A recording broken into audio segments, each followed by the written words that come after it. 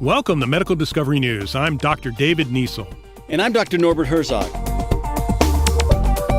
Is it really a question as to who's the boss in the 74 million American homes where a cat dwells? Not in my house. Overall, we've had quite a long relationship with cats, over 8,000 years of living together.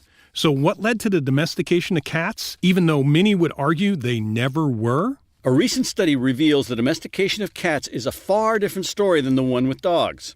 Far earlier than cats, dogs were bred to provide specific services such as hunting, whereas cats essentially backed their way into human life. Recent genetic studies involving more than 200 cat remains, some as far back as more than 8,000 years ago, reveal cats interacted with humans in the Tigris Valley in modern-day Iraq.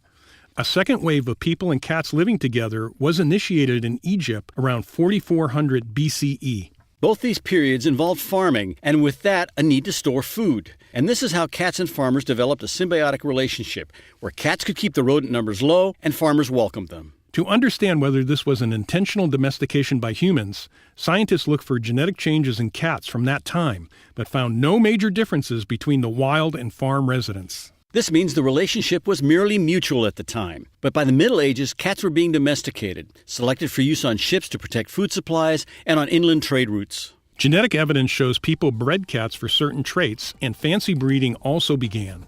Even so, while cats enjoy our companionship, we know even after all this time, it's the fuzzy tails that are in charge.